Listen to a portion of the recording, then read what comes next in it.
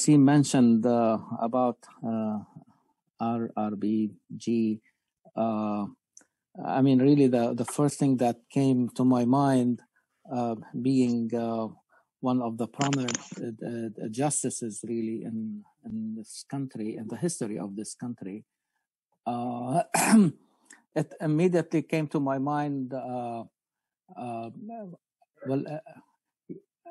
What Quran refers to as يأمرون بالقسط من الناس, those who enjoin justice from among the people without any qualifier. It's amazing how inclusive is this term in Quran. Okay, يأمرون بالقسط من الناس. Qist is justice. Okay, and we saw it here. Okay, وأقسطوا, be just. Okay, in your dealings and in your judgments. Okay, and when you say not only a judge, okay, or a just person, but you call them by the infinite name, which is justice. You see what I mean? Like, and even in the Arabic language, when you want to give an adjective to someone, okay, if you use the infinite verb, okay, this is the highest. Okay, you say, okay, this person is not only just, but he is a justice. He represents a justice, al-adl. Right. You see, you say this person is thiqah. Thiqah is confidence. But somebody, you say, okay, I have confidence in this person. But then this person goes with his confidence to the highest level, then he became a representative of the whole concept of confidence. You say fulan or somebody is confidence. This person represents justice. But as I said, I mean, and Quran put this group of just people, again, people without any qualifier, like besides the prophets. The verse says, إِنَّ الَّذِينَ يَكْفُرُونَ بِآيَاتِ اللَّهِ وَيَقْتُلُونَ النَّبِيِّينَ بِغَيْرِ حَقٍّ وَيَقْتُلُونَ الَّذِينَ يَأْمُرُونَ بِالْقِسْطِ مِنَ النَّاسِ فَبَشِّرْهُم بِعَذَابٍ أَلِيمٍ. So he put them in the same category with the prophets, again to show how important is justice. Okay, and the whole, I mean, discussion, if you remember this in this surah, is how to always remember the what you see in this universe. We see in this that this universe has been created on the foundation of truth. That truth, خلق السماوات والأرض بالحق. But this truth manifests itself in trustworthiness and honesty, صدق. It manifests itself in the consistency and integrity. So the universe responds to you in the same way. Okay, and it doesn't like it changes. Okay, it's always saying the truth at all times. So this is consistency, is adl, is justice. Everything is balanced. Okay, والسماء رفعها ووضع الميزان من كل شيء موزون وجعلنا فيها من كل شيء موزون. Everything you see in this universe is really created on the foundation of balance and equilibrium. So then you will say to yourself, I want to be in harmony with the existence around me. And you look inside yourself and you find these virtues inside you. Don't think that they will come from outside. فألهمها فجورها وتقواها. All taqwa and its manifestations are inspired in us. Okay? But we are dual creatures in this existence. We have also the potential, unfortunately, like to abandon these virtues and go to everything that is opposite to them. But this is how now, when we look introspectively, look inside, we find all these virtues and the potential for their opposites. And then you make the decision how you want to define yourself. Do you want to define yourselves on the basis of these virtues, or you want to and enjoin them and call people to adopt them and commit to them? Or you want, or do we want really like to choose the opposite of these virtues and define ourselves accordingly? And so these virtues inside us, okay, so then we will have the ability to monitor ourselves and evaluate ourselves by ourselves. So you know yourself by yourself, and you monitor yourself by yourself. No matter how many excuses we can put on the table, we know, if we look inside ourselves, we know to what extent we are adhering and committing to these virtues, and to what extent we are capable of avoiding taqwa, avoiding all that is opposite to these virtues. You see, so you adhere and commit to justice, and you avoid injustice and oppression and transgression. You commit yourself to trustworthiness, and you avoid lying. You commit yourself to integrity, and you avoid having multiple faces and putting masks on our own faces. And then you find that you are closer to the truth and going away from falsehood, batil. You see, so and this is why you hear me saying everything starts from inside us. But now you have more insight. Now al-wahy, the revelation, comes to help you. And this is why what is the common word that you see to describe al-wahy? Dhikr. How Muhammad sallallahu alaihi wasallam is addressed. إنما أنت مذكر فذكر. You see, إن هو إلا ذكر للعالمين.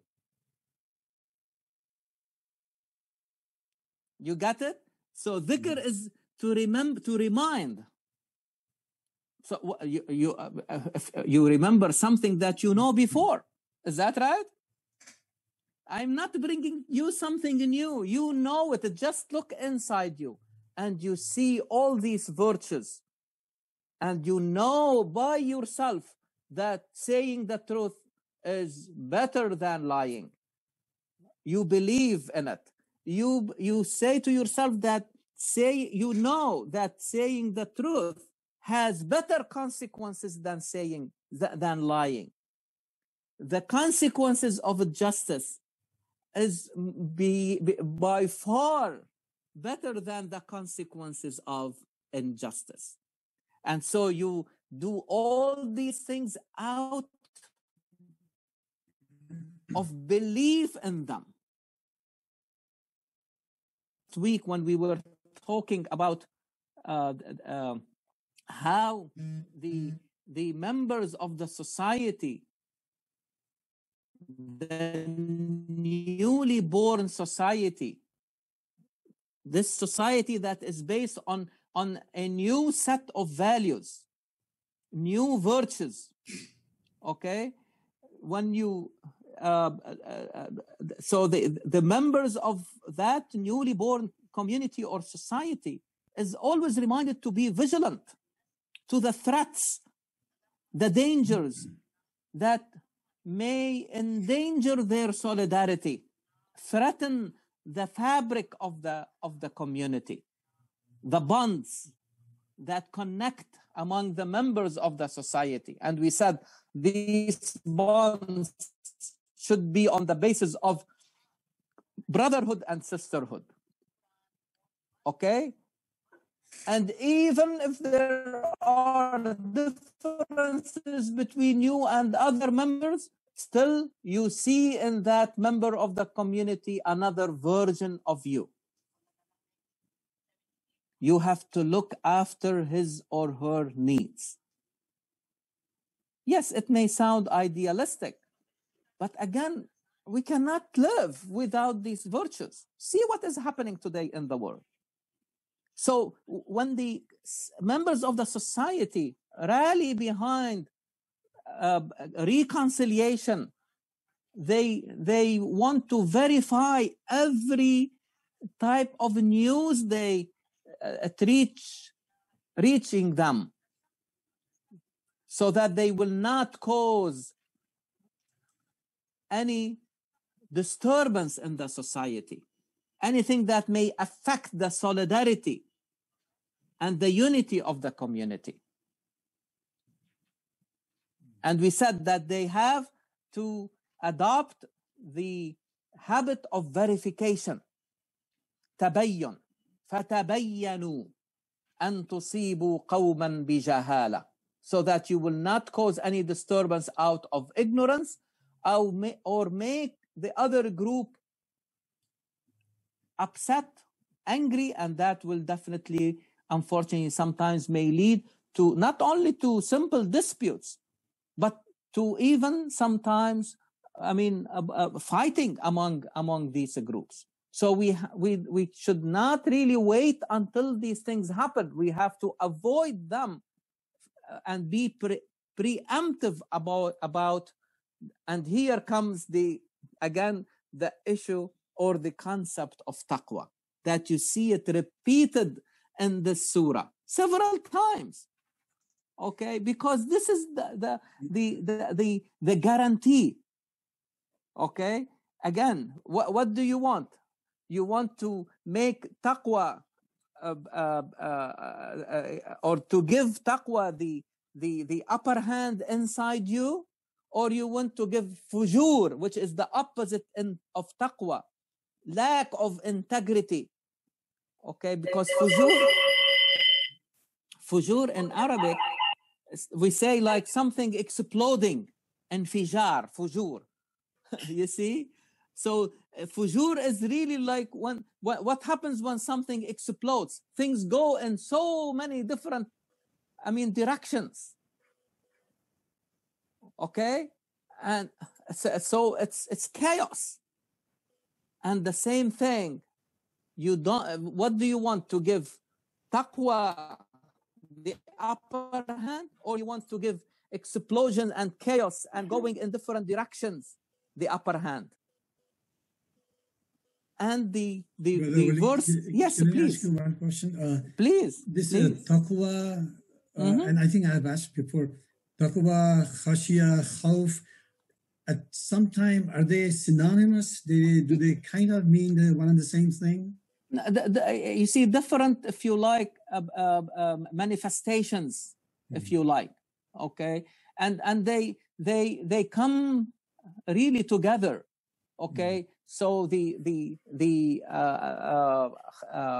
is why we always say that there are certain terms in Quran very well crafted to become like containers, and you can add more meaning to them. They become loaded terms, like taqwa. Okay, you cannot separate it from khashya. You cannot separate it from khawf, but the positive fear. not the fear that will make you run away from something, but the fear that will accompany you, working for you, not against you, that will make you anxious all the time, that will make you vigilant all the time, conscious all the time. You see, I mean, can you exercise taqwa without appreciating Allah subhanahu wa ta'ala? No. Khashya, No. you see, and khushu'. I mean, all these terms are very close to each other. Okay, so again, they may become, if you like, different steps or different facets of the same objective, and how the human being is capable of putting the virtues above everything that is opposite to them, the high values. And then you discover Allah subhanahu wa ta'ala, that you need someone in this existence. It is a need, it's a necessity that someone has all these virtues in the infinite. Yes. Allah is presented to us this way. This is why we always say Quran does not talk about Allah answering the question, what is Allah? It answers the question, who is Allah? Because Allah is not a thing. It's not a physical thing. You see what it's not like anything that comes to your mind. But He presented Himself to us through His beautiful names, which are the high values and the high virtues. Al-Fadila. Qiyam. It's, when I read different ayahs, it's very interesting how these words are used, different places. It seems like so circumstantial. A couple examples, and you can elaborate on those. One ayah, it says, وَزْلِفَةُ الْجَنَّةُ لِلْمُتَّقِينَ غَيْرَ بَعِيدٍ. Yes. Then وَلِمَنْ خَافَ مَقَامَ جَنَّةً. رَبِّهِ جَنَّةً. Exactly. Then ذَلِكَ لِمَنْ خَشِيَ رَبَّهُ. Rabbah. Exactly. You see how they come together. Okay. Yeah. They if you like, feed on each other. You see what I mean? Like, because they are very close. Okay. And they, especially taqwa, it becomes really this bigger container that would really accommodate all these meanings. Okay. Then the concept, believe, and I would say also, do not seal these containers. Yes.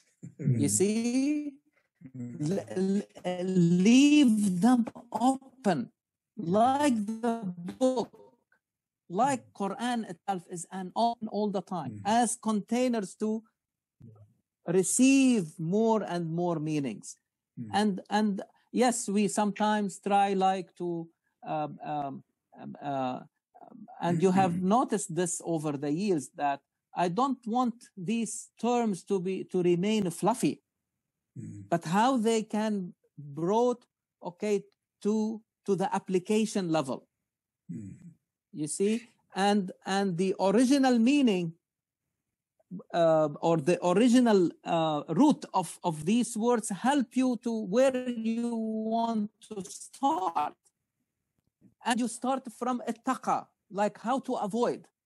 And in this surah, we see how the taqwa and the social taqwa here. It's not only individual taqwa, but the social taqwa, how that will help the society to preserve and protect its solidarity. What is the opposite of unity? Division. You want to avoid. You have to exercise taqwa to avoid. You see, this unity and division. You want to stick to verification to prevent tumult and disturbance in the society, to prevent fitna, to prevent musibah. you see something bad. Okay, so and this is why the Quran described these people who basically take this as a responsibility. He said, "Ulaika humur rashidun." You see, and at the end of verse number 7. You remember, حبب إليكم الإيمان وزينه في قلوبكم وكره إليكم الكفر والفسوق والعصيان. You see these diseases of kufr, rejection of the truth, covering up the truth. You want to avoid. You want to protect yourself and those around you from this. Fusuq. Fusuq is what? We said is really every action that will lead to the disruption of relationships. However, it is with the good relationship between members of the society, with Allah subhanahu wa ta'ala, because we have a covenant with Allah. Remember that this covenant is universal. The covenant between the human being and Allah subhanahu wa ta'ala is a universal one. Every one of us had this covenant.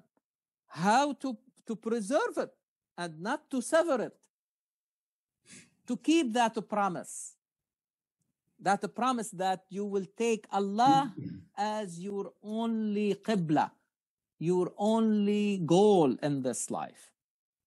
You will not join with him any other and cause really chaos. When we have chaos in our life when we have so many different goals. You don't know to which one you want to please. It's like when you are lost in the woods, for example. Can you imagine how fearful the situation will be? Because every direction is possible, but not every action will take you out from these woods. Then you find yourself going in circles, and your fear will increase, and running will not help you, because you may be running away from your desired goal and destination. You need to know the best direction that will lead you. You see why it is shirk is a problem for the human being. So fusuq is another disease that need to be avoided, and exercise taqwa to prevent it. Asyan, disobedience. You see, because you cannot have a working community without really having a leadership that is basically obeyed. Got that one too.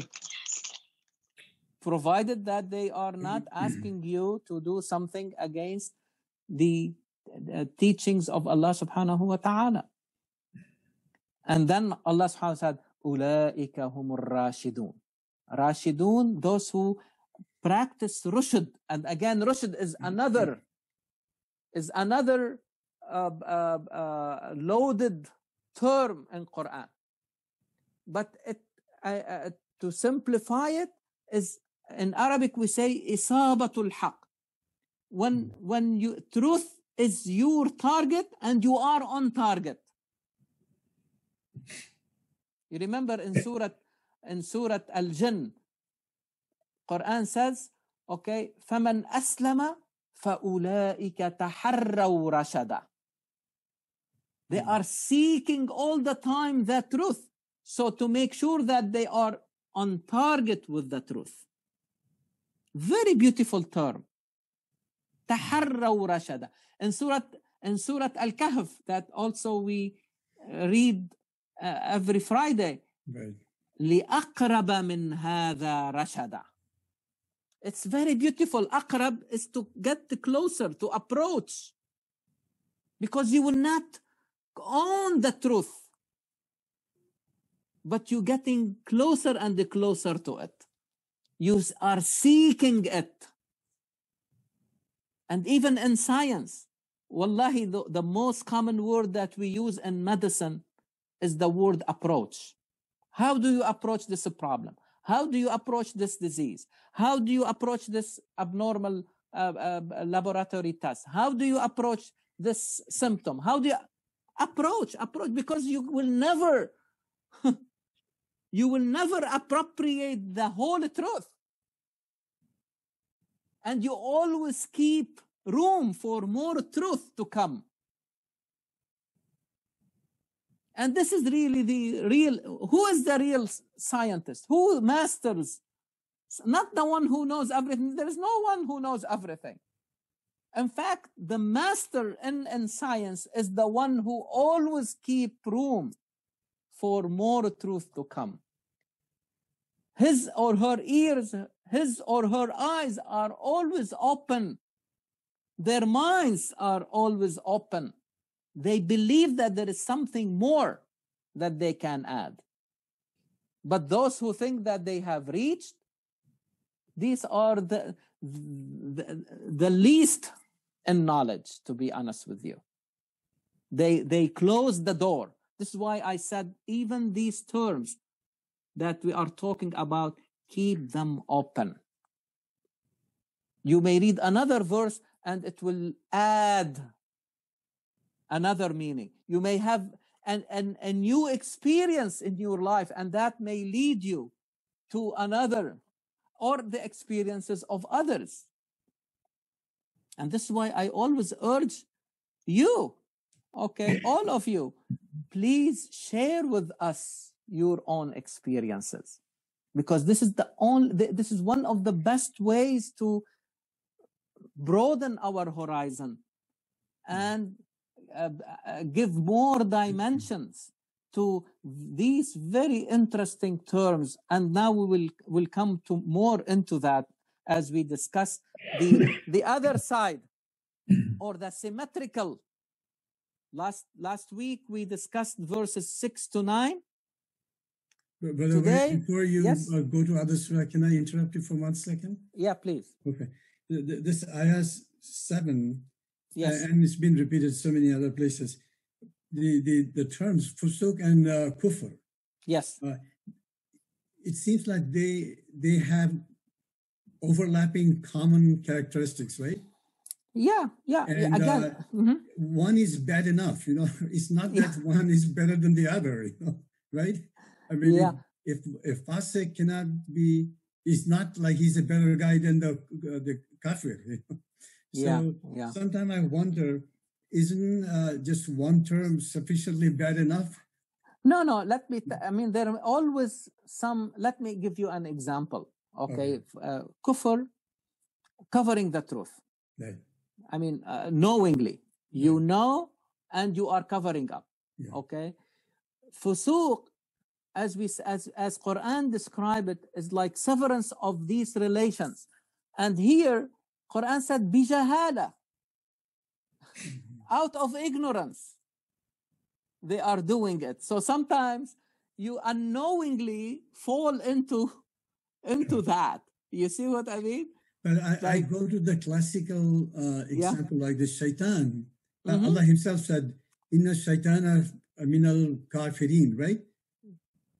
And he was definitely also fasik because he was disobedient. Not only disobedient, but his role, right. One of his roles is to plant animosity. يوقع بينكم العداوة والبغضاء. He wants his job, or one of his jobs, his roles, his missions that he took on himself is to plant animosity and hatred. So whoever among humans doing this, he is falling into the agenda of shaitan. You see what I mean? If someone falls into kufr, no question, he is falling into the agenda of shaitan. If he's practicing fusuq, okay, bijahala, you see, he's falling also into the, because this is the objective of shaitan, and that individual is falling into the agenda of shaitan. Shaitan disobeyed Allah subhanahu wa ta'ala. Is that right? Yes. He did not bow to or prostrate to Adam like the angels. So he disobeyed. Okay, you see what I mean? So again, this is a disease. He knows Allah. He cannot be kafir. Right. He's talking to him. Yes. But he fell into another problem. Okay, that really, again, these are also loaded terms. You see what I mean? They, as we said, they are crafted from what people know about them in the physical world, and then they became abstract metaphors, okay, that will help us to understand them and what do they mean in our what is important for us is to recognize them as diseases, okay. And if you are or be patient for a while, and we will come to something that would add another dimension to what we are talking about. So the symmetrical verses to the 6 to 9, 11 to 13.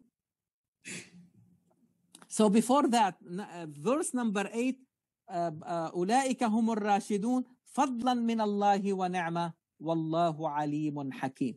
This is a favor and a bounty from Allah. Fadl and ni'mah.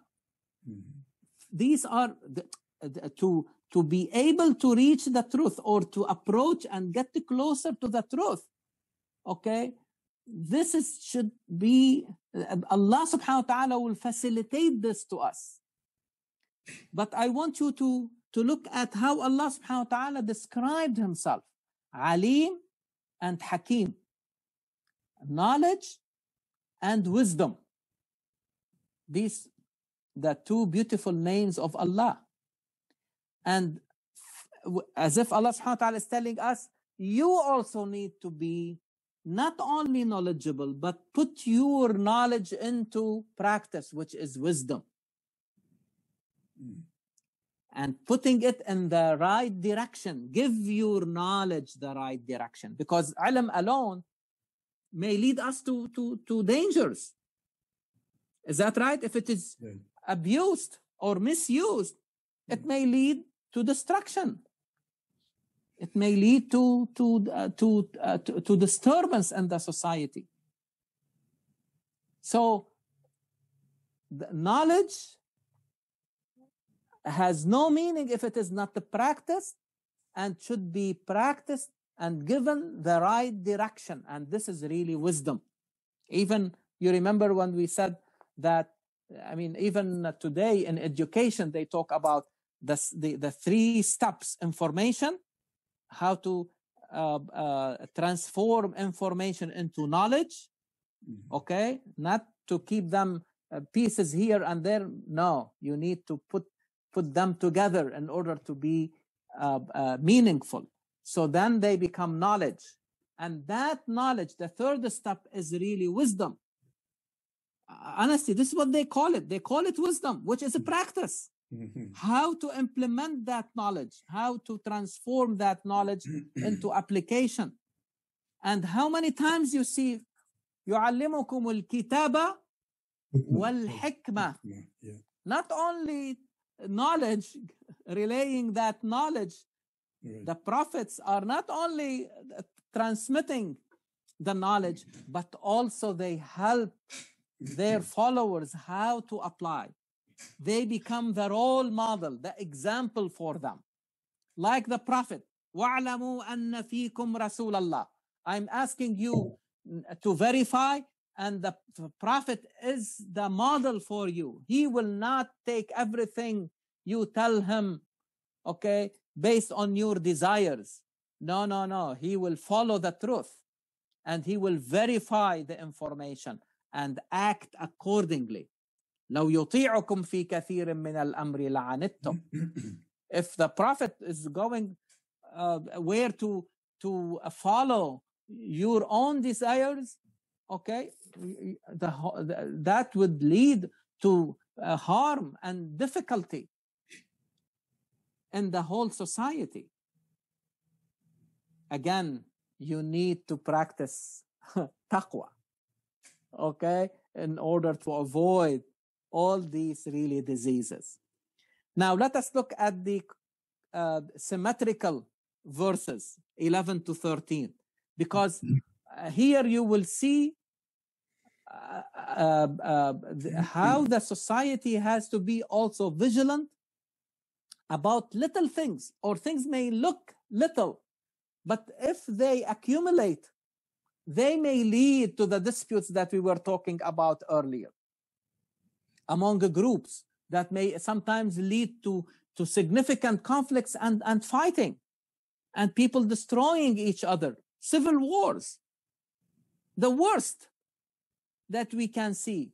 And it is very unfortunate that in our own, lifespan, we have seen so many civil wars, and we are continue to see. And you see how they are very, very, very destructive, very difficult to stop. And so let us explore what are really these things. يا أيها الذين آمنوا لا يسخر قوم من قوم عسى أن يكونوا خيرا منهم. Don't ridicule each other. Or you believe. This society is founded on mutual respect. Do not deride each other. Do not undermine each other. Thinking that you are, now when somebody derides somebody else, okay, usually they do it because they feel they are better. We know who does this every day. Yeah. On any basis. Yes. Could be on basis of where they live, where they come from, to which family they belong, to which tribe they belong, to which country they belong, to which race, nationality, language. Anything can be taken as a reason, you see, to ridicule. And this is, if we said that this society, remember that these verses are symmetrical to what? Symmetrical to the central theme. إنما المؤمنون إخوة. Do you ridicule your brother or sister? As if you are ridiculing yourself. Do you ridicule your parents, your sons and daughters? You see, and so you, I think there is I think that the people sometimes, when they read the word asa does not mean probably. This is la'alla, is a probably. But asa, it means that this is what you wish. So when somebody derides somebody else, they are wishing that they are better. But this may not be the truth. The other may be better than you. So this is a false type, or empty wishes, empty hopes. So if this is really the driving force, don't do it. This is not really true. This is a false wish. And specifically, then Quran talks about if this has to be applicable to the whole society, then Quran made it very specific about for women. وَلَا نِسَاءٌ مِّن نِسَاءٍ عَسَىٰ أَن يَكُنَّ خَيْرًا مِّنْهُنْ. Don't think that you are exempted from this. okay, this type of gossip, knowingly or unknowingly, consciously or unconsciously, okay, is based on what? Ridiculing the other, finding something, even if it is true, even if it is true.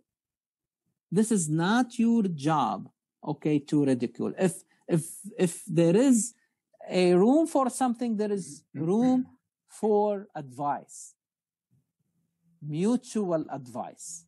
تواصوا بالحق. You see? ولا تلمزوا أنفسكم. Don't also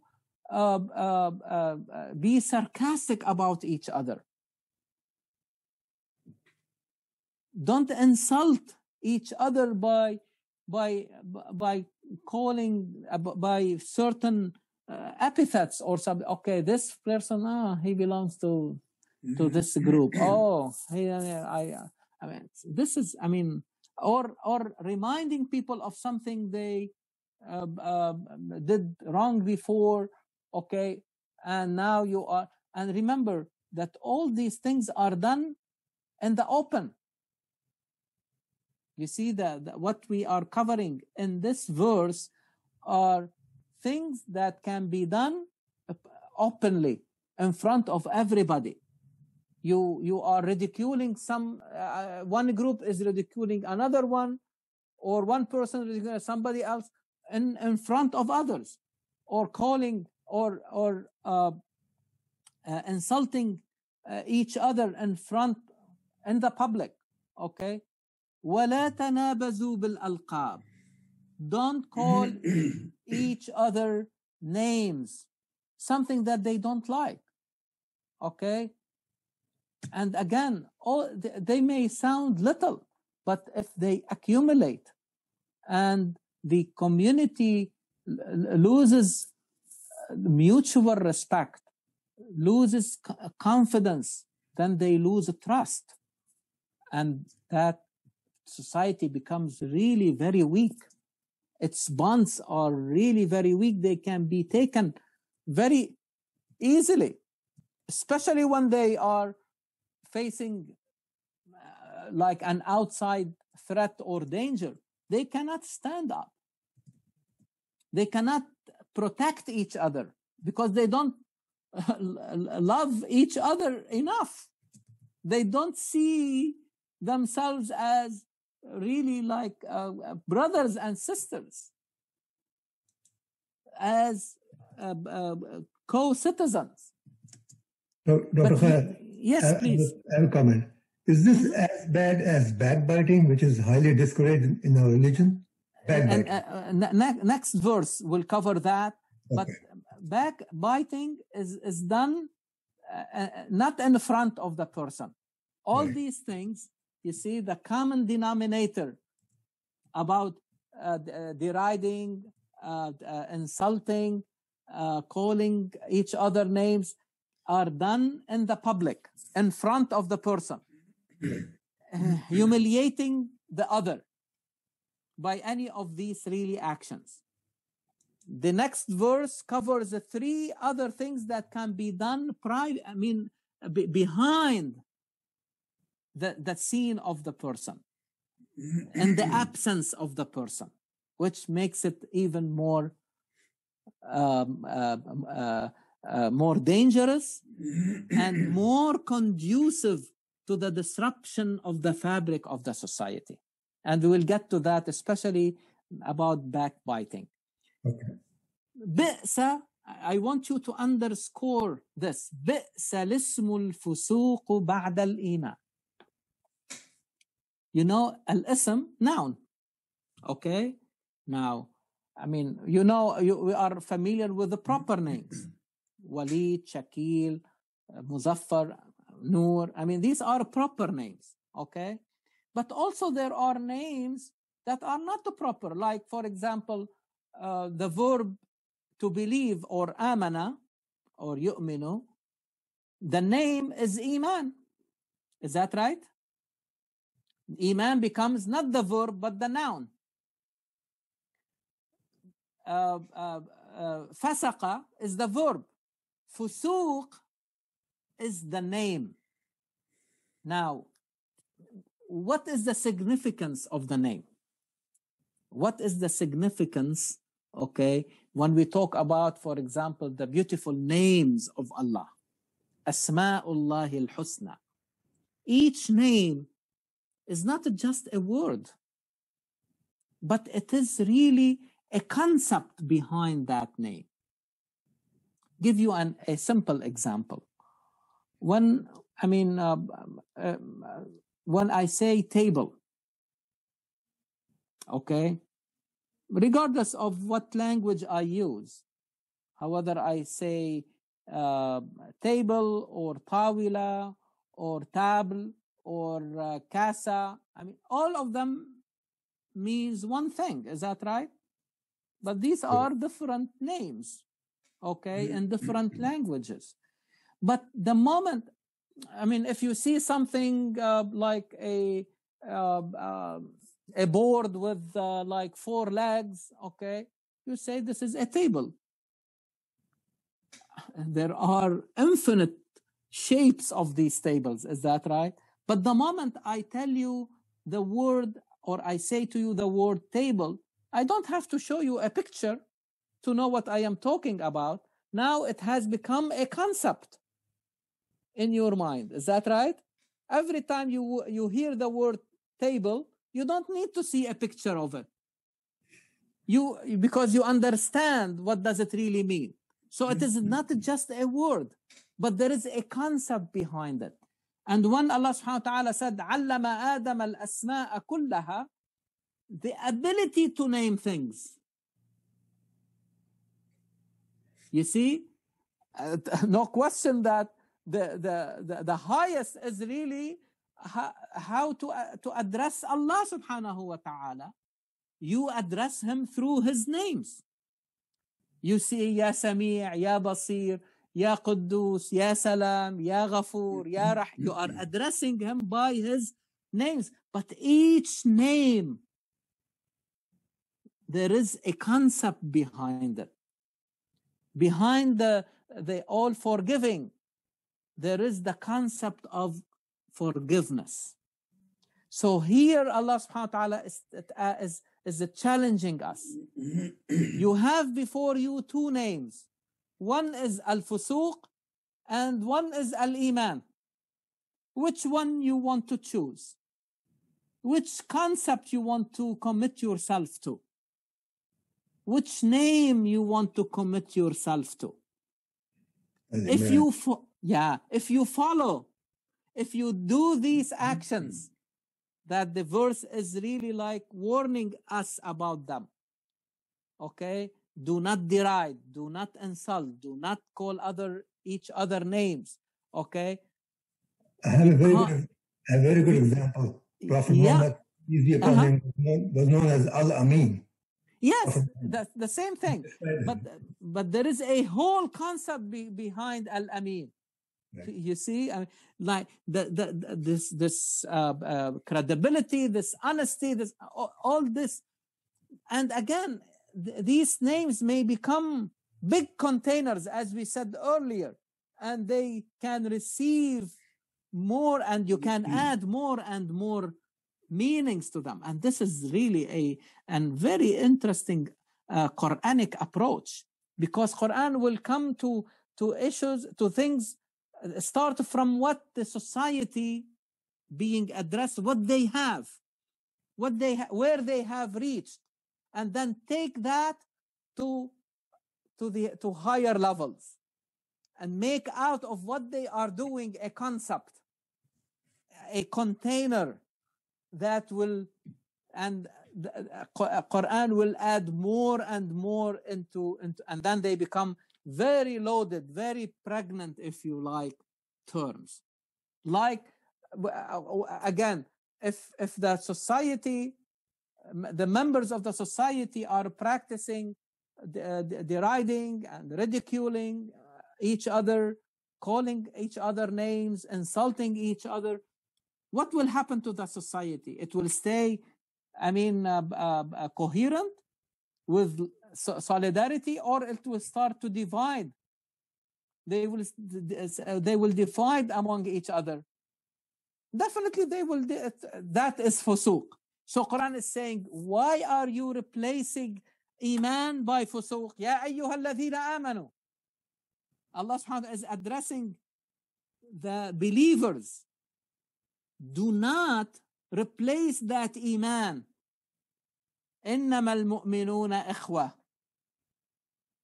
You see, don't replace brotherhood and sisterhood by the actions that define fusuq, that will sever the relations among the bonds among the members of the society. Brother Walid, can I make an observation? Please. So this ayah was revealed to a society which, quote unquote, not very civilized. Okay, let's for one second assume that that's what it is. Now, 1,500 years later, in this country, for example, which is supposed to be very civilized, very technologically progressive and all that, and yet we see the head of the state engages in the same kind of thing that the so-called uncivilized people were doing 1,500 years ago. So the observation is these characteristics are basic instincts of mankind. They are not washed or bleached or cleaned with the technology or progress of civilization. Right? They just don't change. You see, one time I made an analogy. When you are building a structure, a building, okay, like a school or factory, whatever, okay, or a house, okay, it is a structure, is that right? And you see many times you are an engineer, you know this better than me, but you see that they use the scaffold at the beginning during building, so that it will waiting for this structure to stand on its own. Is that right? Yes. The scaffold, okay. Scaffold, yes. The scaffold, okay. But after you are done, after you finished the building of that structure, okay, you don't keep the scaffold. Is that right? The technology that you are talking about is the scaffold that we use to build something. Now, when you take it away, okay, the structure should really stand on its own. Is that right? Yes. But if the foundation is weak, it will fall. Right. The foundation are the virtues that we are talking about. Now, yes, you see that there are people who are practicing these things, but I want you to focus on the people who are really trying to amend the situation. Right. You see, they are always. Otherwise, you will see the whole society will disintegrate. Yeah. But why it is still, standing? Because always there will be people who will say, no, this is not right. No matter who is doing it, it is wrong. And we have to stick to the virtues, because these are the virtues that will keep the society standing. You need the foundation of the virtues, and they are so like we were talking at the beginning about RBG, okay, and she will continue to inspire people, especially women, okay, and all those who are justice loving. You see, and we need to support that, and we need to come together, okay, to support that, because we are in the same boat. And if you see somebody poking a hole in that boat, not only those who are poking will drown, all of us will drown. Is that right? So I will really focus on those who are standing up for justice, standing up against derision or sarcasm, or being sarcastic about other people, or ridiculing other people, or calling other people names. Okay, so and that, and we see it now. It's not only among individuals or groups, and sometimes you see it among countries calling each other names. This is not going to foster peace. It's going to foster really conflicts and wars. And so again, I mean, they may you mentioned something, Brother Noor, which is also, I would stress again, that Quran never says that kufr or fusuq or any of these diseases are going to go away. You see what I mean? But our job, okay, is how to create an environment. Please pay attention to this. This is very important. How to create an environment that will not allow these diseases to flourish. You see, you will not eliminate stealing. You will not eliminate killing. You are not going, but you need to create environments, a climate that will make these actions very difficult to occur. You see, that is really the analogy, if you like. I mean, because I am in infectious diseases, I have some understanding of that. Okay, we always say it is not the bug, it is the terrain. It is the environment that will allow these organisms. If you have a strong immunity, okay, the certain organisms will not be able like to do harm to you. But you can see when a human being loses his or her immunity for one reason or another, wallahi, what we say, they become like a petri dish, which means that anything can grow, anything can cause harm. So it is, again, how to increase the immunity of the society. You see? So I always say, even the same thing in infectious diseases. Wallahi, the advances in infectious diseases were not because of antimicrobials, the medications that we use. And today, in fact, two things were behind the advances of this discipline: vaccination and sanitation. What do we need today for COVID? Masks. What is, you see, this is the best. It's really like to strengthen the individual. What does a vaccine do? It strengthens you from inside. And the second thing is sanitation. So many diseases have been prevented just because of sanitation. Just be clean. Just be clean.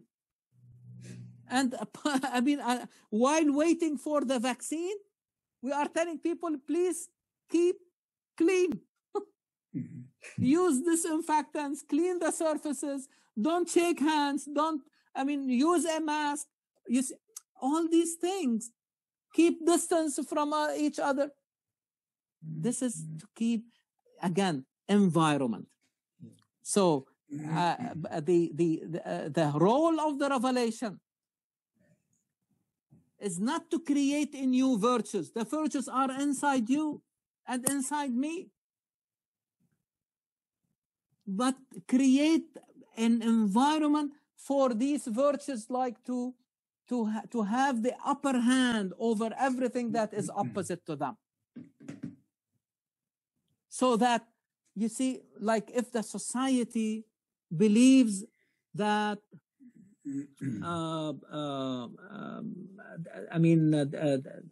dealing among each other with riba. What is riba? Usury. Okay? Yes. Usury, not interest. This is another discussion. But usury, okay? If the society believes that usury is not acceptable, do you think somebody can come, a businessman can come and do a transaction based on usury? They will lose because nobody believes in it. The environment doesn't allow it. So the society will be immune to this. Correct. So again, please remember these two things. How to strengthen the human being from inside, okay, by these virtues, the foundation of any society. And then create a clean environment. Don't you think that these are also applicable to how to raise children? Yes. Absolutely, yes. This is the best way. Don't you think that this is the best way to prevent, a crime? Yes. How do you prevent a crime? Create an environment that people will not feel that they have to go and kill each other, and strengthen them from inside. Work on to strengthen, remind them of the virtues inside them, the virtue of mercy, the virtue of forgiveness, the virtue of, otherwise if you start really like, okay, he killed, he harmed me, I'm going to harm him. He ridiculed me, I have to ridicule him. He called me names, I will call him names. We go into a vicious circle. The end result is destruction of the society. Let us look at the things, little things also, but they are very destructive. They may look little. يا أيها الذين آمنوا اجتنبوا كثيرا من الظن. Avoid, oh who you believe, avoid much of the guesswork. Most of guesswork. Let me ask you this question. Don't you think that most of the disputes that we see, even in our own circles, are based on unfounded guesswork? Then we think, not we believe, we think he does this, did that, or she did that, she said that, and everything is unfounded many times. We are guessing. Quran is saying, اجتنبوا كثيرا من الظن. Why most of it? Because some of it is a sin. It's not right. It's based on falsehood. It's not even true. And again, you start thinking about others not in their presence. When they are away, you start talking, oh, he did that, she did that, he said that, and as I told you, and I don't have to give you examples. You know it, even in our own families. We see it sometimes. But believe me, it is, if we avoid this guesswork, most of these, disputes will go away. وَلَا تَجَسَّسُوا. Don't spy on each other.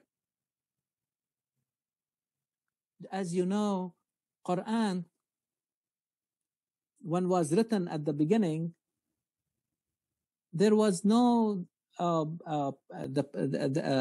there was no practice of putting dots like you see here. Okay, how do you differentiate between ha and ja?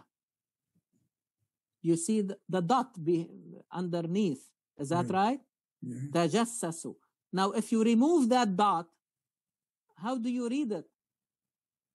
Tahassasu. Now you find that word in Surah Yusuf. يا بني يذهبوا فتحسسوا من يوسف وأخي. Yaqub alayhi salam asked his, because he wants to find Yusuf. He said, go and spying, but for good reasons. You see, تحسسوا, okay, explore, find out where is Yusuf. So you will be spying, but for good reasons. Here, tajassasu, you are spying to find faults, to find the mistakes, and then start ridiculing and making, undermining others.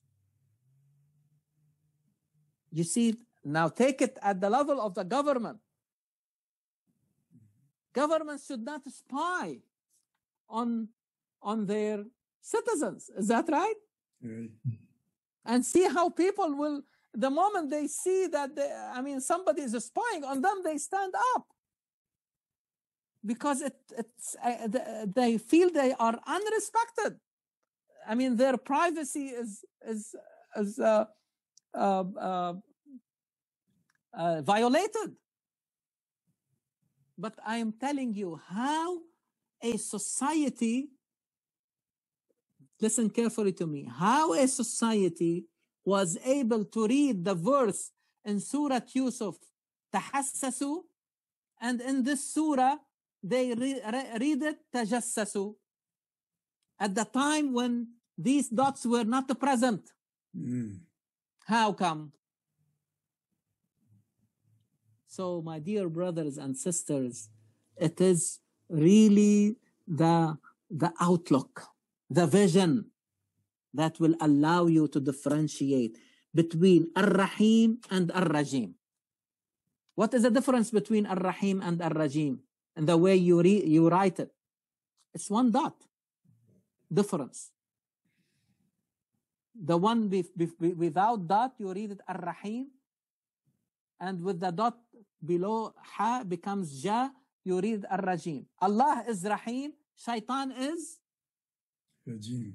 Rajim. أعوذ بالله من الشيطان الرجيم. الرجيم. بسم الله الرحمن الرحيم. الرحيم. You got it? How come in the absence of dots you can read one as Rajim and the other as Rahim? And this one you read it Tajassasu in this surah, and you read it Tahassasu in Surah Yusuf. My dear brothers, is the vision. The vision that will tell you, okay, Yaqub objective is to find his son, which is a good thing. While here, spying to find mistakes and discover faults of the people in order to ridicule them. وَلَا يَغْتَبْ بَعْضُكُمْ بَعْضًا. Don't backbite each other. Now, what is the definition of ghiba? To say something, again, please listen carefully. Ghiba is when you are saying something about your brother or sister, okay, behind their back, in their absence, but it is still true. Because if you are saying something about them that is not true, it becomes a slander. You follow, Noor? Yes, I do. This is the difference between ghiba and buhtan. Prophet Muhammad ﷺ, when he was asked, they asked him, even if that was true, he said, if it was true, it is ghiba. If it is wrong, it becomes a slander. فَقَدْ بَهَتَّ buhtan. You are really like incriminating your brother of something that they did not do. But even if it is true, you are saying the truth in ghiba.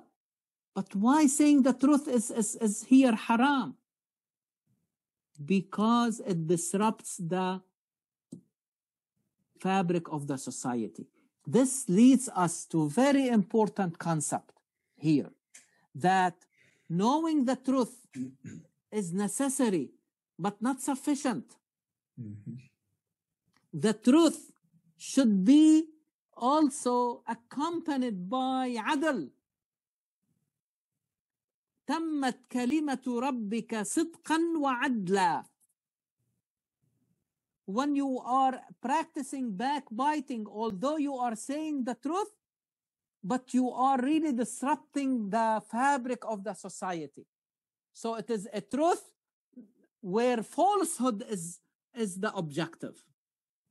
As Imam Ali put it very nicely, he said, okay, حق أريد به باطل. Sometimes you may abuse the truth to lead others into falsehood.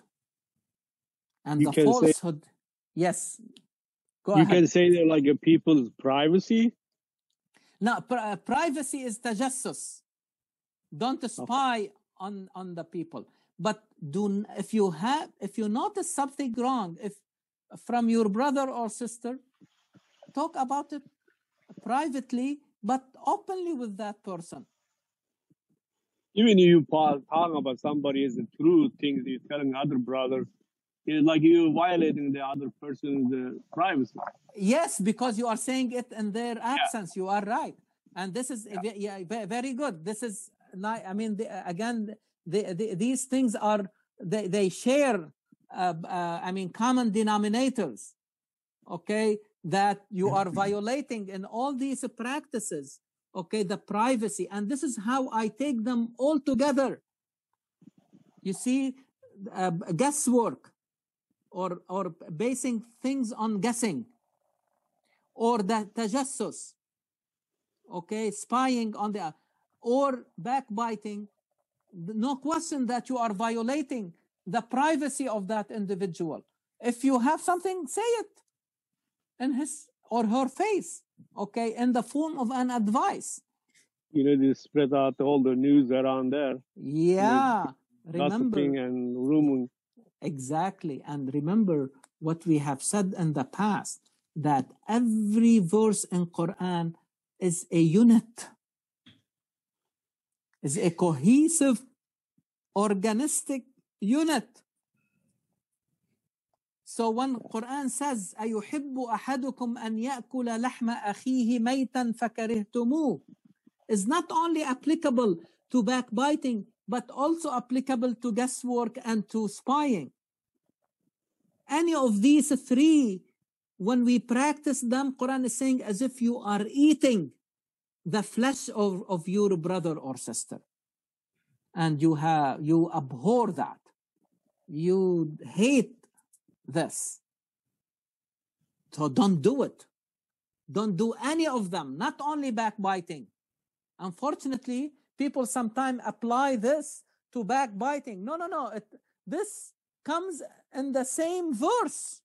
So I have to take the whole verse as one unit. And this is applicable not only to backbiting, but to spying or saying things based on guessing, on them. All of these, you are violating the privacy of your brother and sister as if you are eating their flesh. Do you like it? No, you hate it. So you have to hate these practices the same way you hate eating the flesh of your brother or sister. Brother Walid, this reminds me of this ayah, and you can expand on this, where Allah says, Alam ahad ilaykum ya bani Adama Allah ta'budu shaytan innahu lakum aduun mubin wa ni'buduni haza siratum mustaqim. So it looks like all these things, all the negative things that you highlighted, we're just walking into the traps that the shaitan has laid. And exactly, and the steps of shaitan and the agenda of shaitan. يُوقِعَ بَيْنَكُمُ الْعَدَاوَةَ وَالْبَغْضَاءَ. His job is really, okay, to plant hatred and animosity among you. Okay? He always wants you to go into fahsha and munkar. إنما يأمركم بالسوء والفحشاء. These are the jobs. I mean, it's clear. Quran is clear about it. And this is what Quran said. Take him as your enemy. Don't take him as a friend. Take him as a foe. إن الشيطان لكم عدو فاتخذوه عدوا. Deal with him as your enemy. Don't follow his agenda. The same way, do you follow the agenda of your enemy? And here, see how strong is the verse? Like, if you do this as if you are eating the flesh, you have to hate it the same way you hate, okay? And again, you cannot love something unless you hate something. You have to hate these practices in order to appreciate brotherhood and sisterhood. You have to hate fusuq and kufr and asyan in order to love iman and all its implications. Remember, Allah subhanahu wa ta'ala is addressing us, Ya ayyuhalladhina amanu, Ya ayyuhalladhina amanu. If you are truly believers, okay, you need to stick and to the virtues, to the high values of justice, brotherhood, sisterhood, to the truth, to integrity, to honesty, okay? Not ridiculing each other, not calling each other names, not insulting each other in the public, even in the private. Do not backbite. Do not base your decisions on guess. Do not, or your evaluation on guessing. Do not spy. Do not violate the this kind of privacy. Stuff. This kind of stuff that destroyed the society. And from the bottom family to the whole entire nation, you can exactly do it in a second. And again, and again, see how the verse ends. Wattaqullah. Without this, the idea of practicing taqwa, without putting the virtues, giving the virtues inside you the higher hand, the upper hand, okay, you will fall. Now, even if you fall, there is a way to come up. You come back to Allah. You repent. And you ask Him for forgiveness. And He will forgive you. Inna Allaha tawwabun rahim. Again, this is very important. Because as we said, it is not that we are talking about elimination of these things. These things happen. But do not let them become the common thing, or the thing that will be the constant behavior of the society. If they happen, immediately we advise each other so that we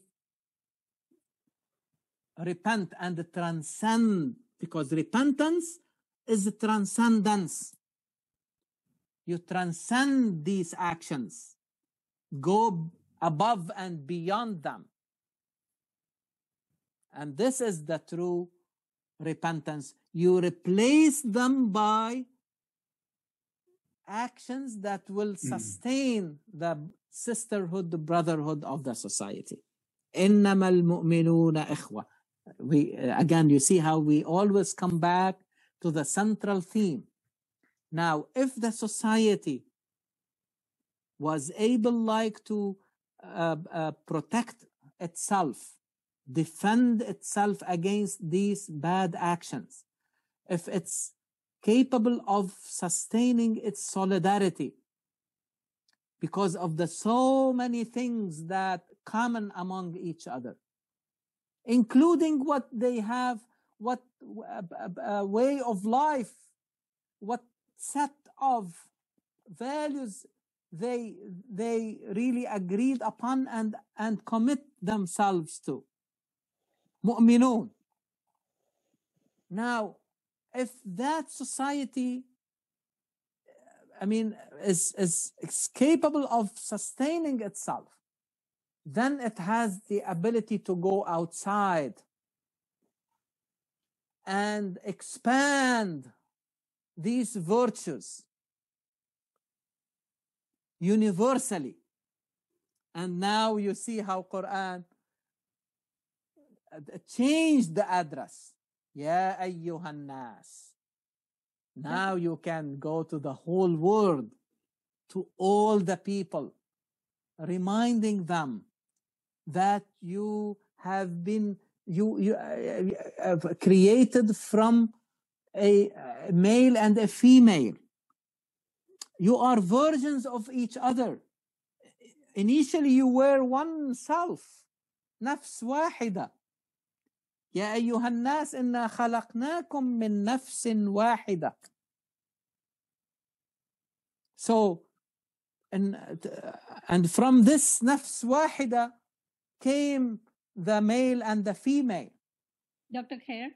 Yes. Can I ask you one question before we talk? Yes, yes. So we talk about all the behavior and the ghibat and, the truth. And I have one question on that. Sometimes in the professional group, we do this, like say you are frustrated with your brother or sister or co-worker or friend or community member, and you are frustrated because something is happening which you don't agree to.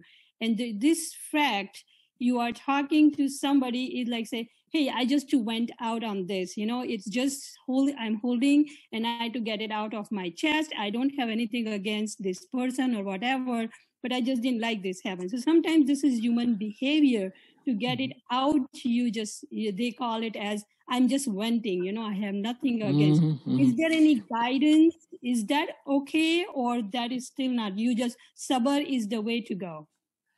I mean, let me tell you, it depends also on what is really your objective, what we call niyyah, what is your intention, okay? If the intention is really like to understand what is going on. Many times when we are really venting, we are really trying like to really understand. Probably there is something, it's as a blind spot to us. So while you are really venting or saying something, another person will say, but remember, this guy is not doing it on purpose, or I mean, something that you may not be aware of, or his intention was this or that. So it may probably wash the hearts, okay, of everyone, and things may go back to be really in good terms. Or sometimes we may say something for the objective of evaluation, because really when you are evaluating, you are really trying to find how you can help that person, okay? Right. So, but if you are really talking about it just to show that the other person is bad, or just like to show that,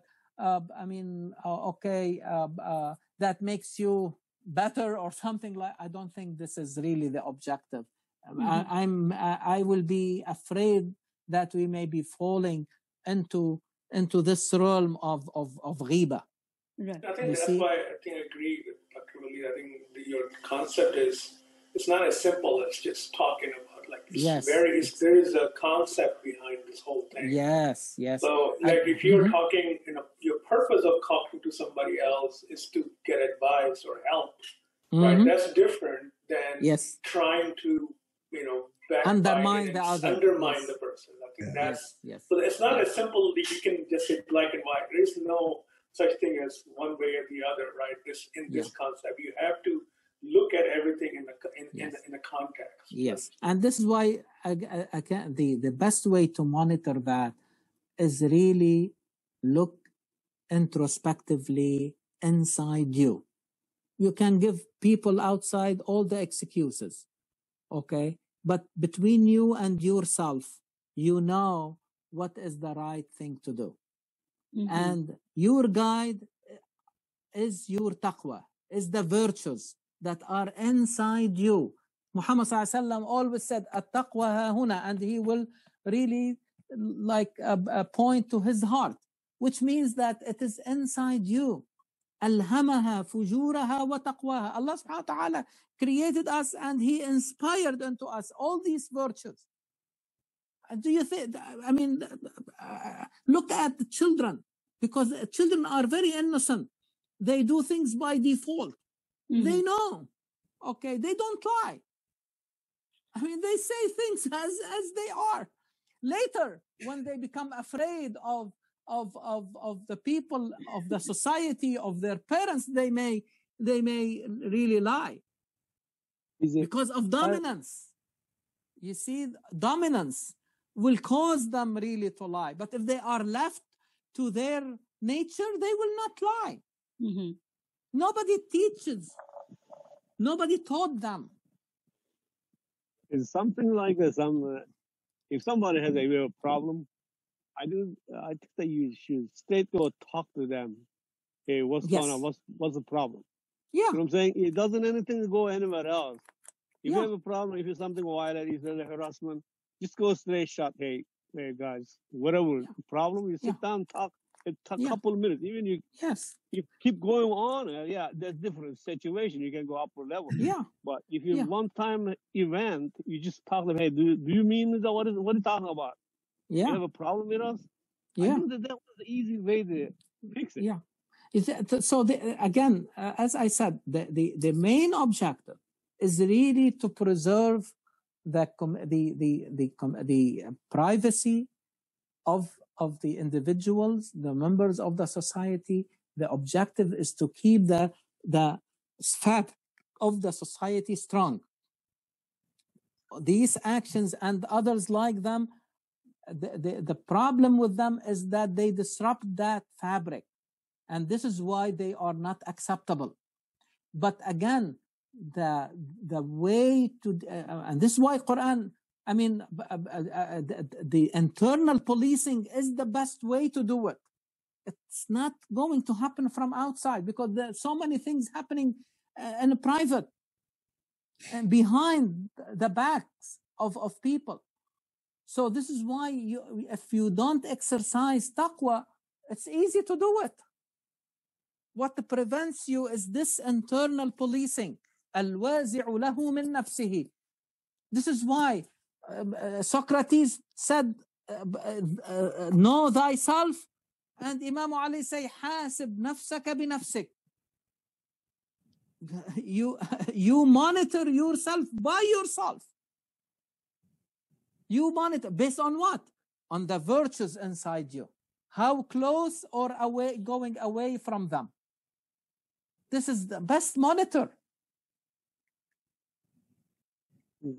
And again, this is why even the verse that we are going to discuss about ta'aruf, okay, like how to expand and people start really knowing each other, learning together, learning about each other, learning from each other. The idea is to see each other as versions of each other.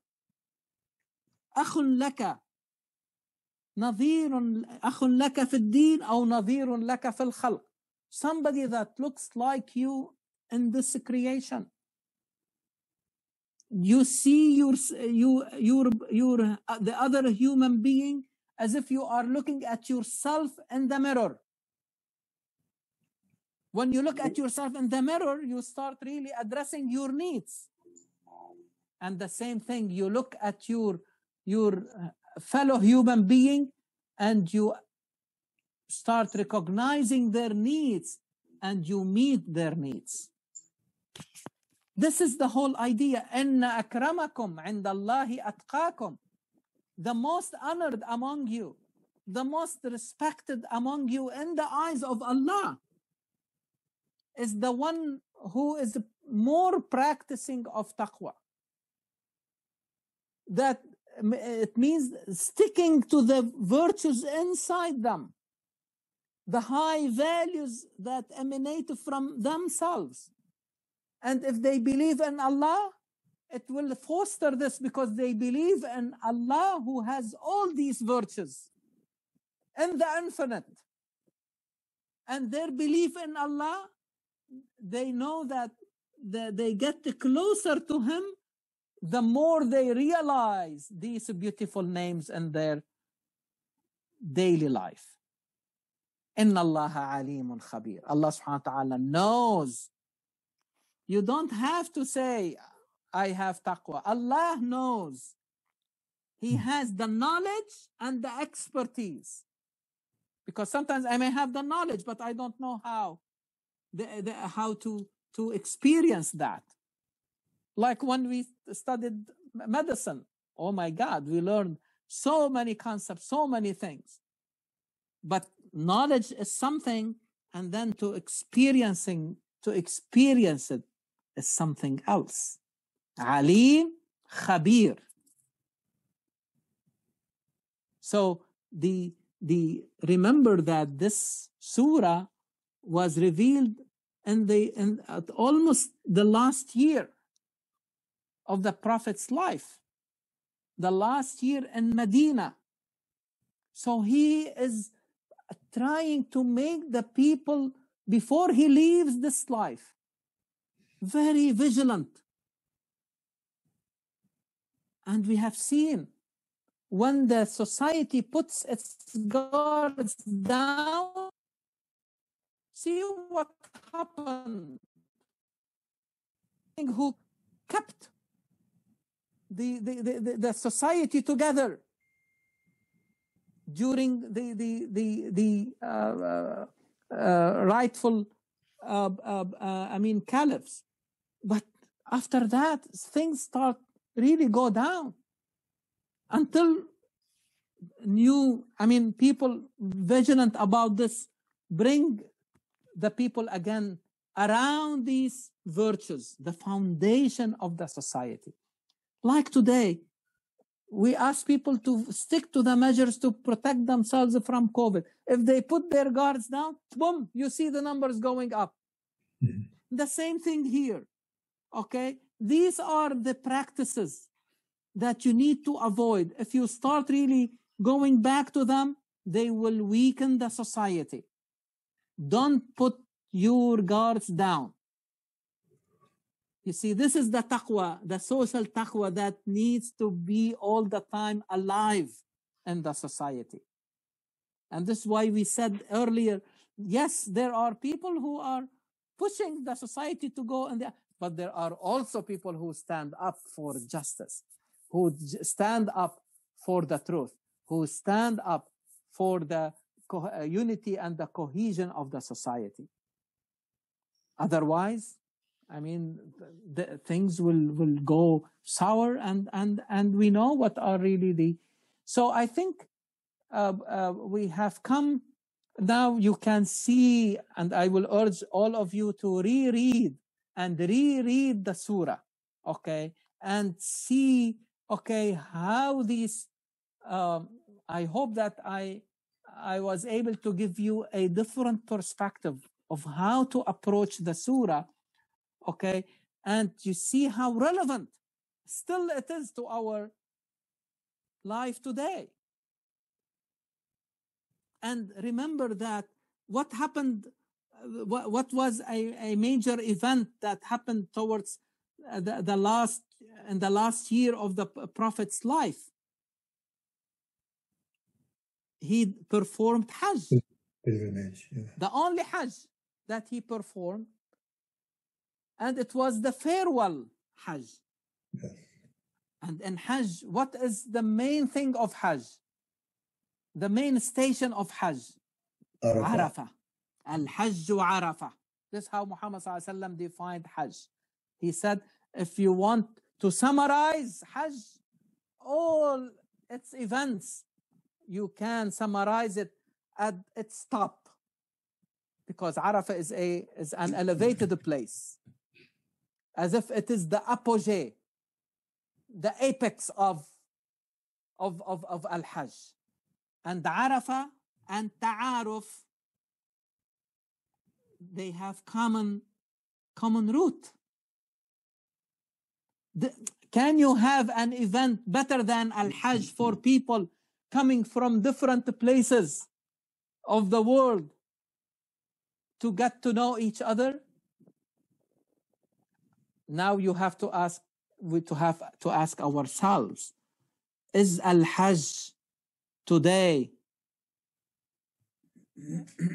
fulfilling its objective, or it has been transformed into simple mechanical rituals devoid of life,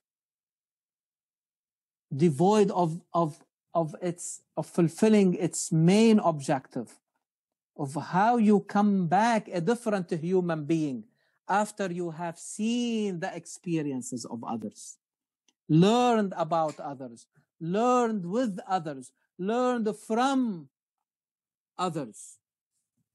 Look at Tawaf during Al-Hajj. You find yourself moving all the time, putting your feet in the steps of others, reminding you that you are all need each other to enrich your experience, to exchange experiences. You see, and you cannot go to Arafah without Tawaf, without Sa'i, without putting all the effort along with others to elevate all of you together into Arafah, to really come out of this experience a newly born human being with new experiences, with a new outlook to the world. You see, that's the as if Al-Hajj that was performed by Muhammad ﷺ, along with the wahi at that time, with the revelation or the verses revealed around that time, as if it is reminding the whole community, you are going to meet with other cultures, with other civilizations, with people with different experiences. Do not deride them. Do not call them names. Do not be sarcastic of them. Learn from their experiences.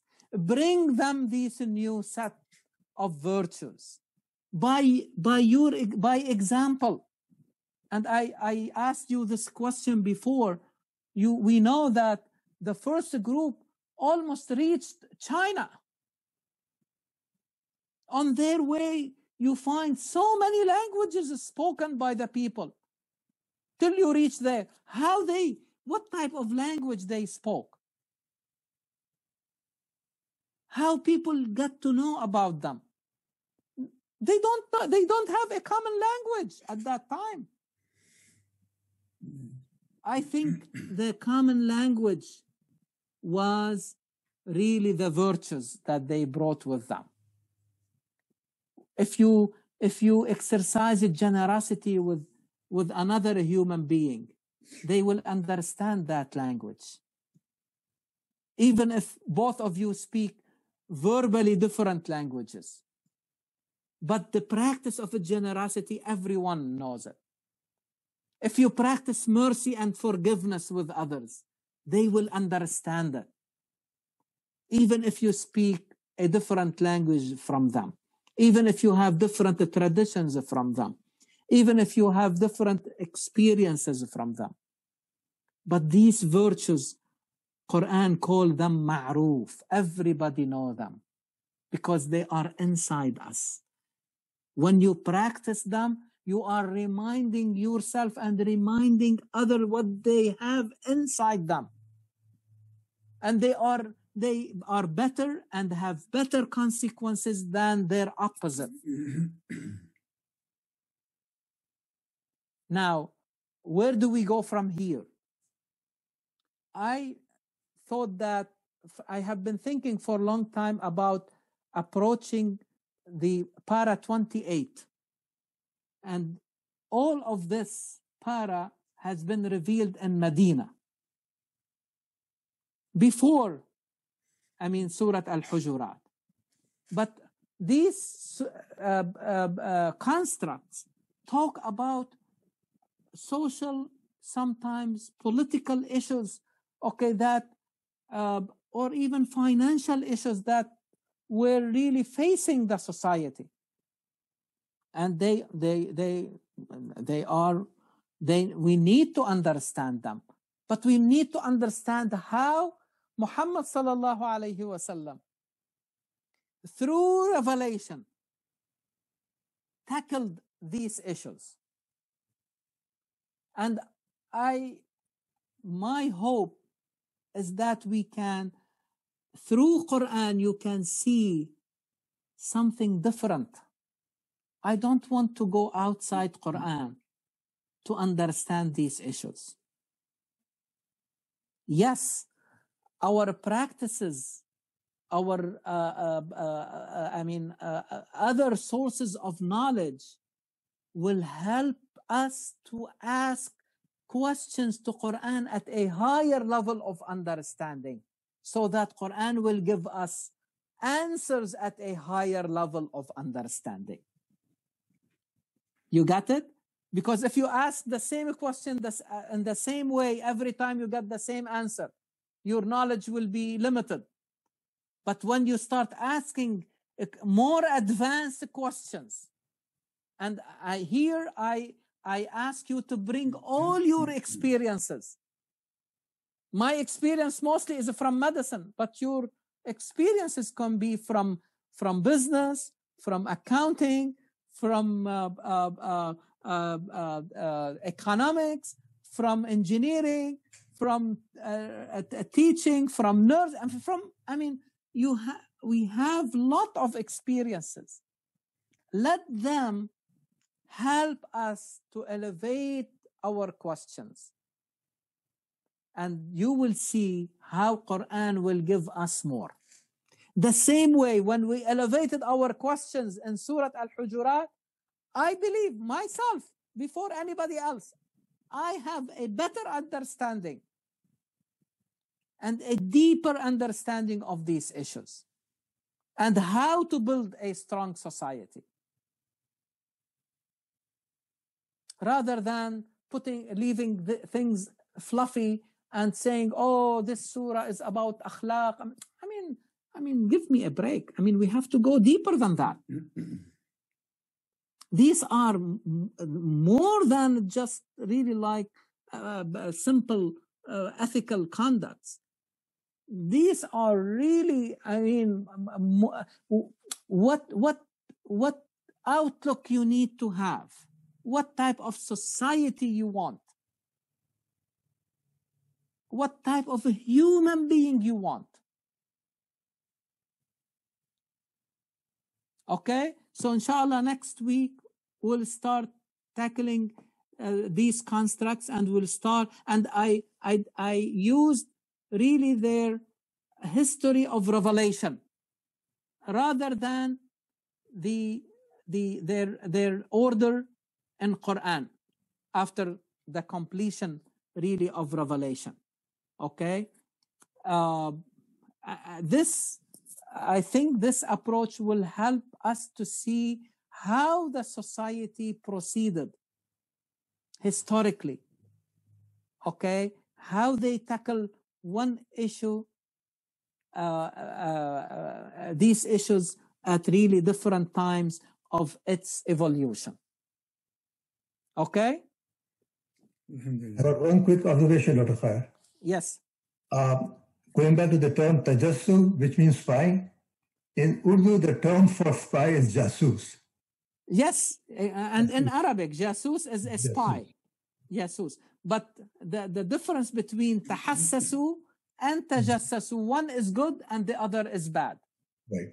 One is to find, I mean, to explore and find something that is legitimate, and the other is really like just to find the faults and discover things that will disrupt the society.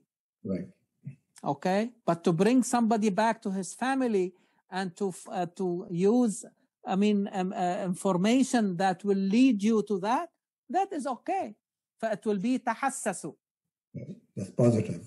Yes, like as if تحسس, like as if you are really feeling the pulse. Right. Okay, trying to find out. Okay. Mm-hmm. All right. Everybody. Jazakallah. Thank you very much. See you next week. Thank you. Thank you. Thank you.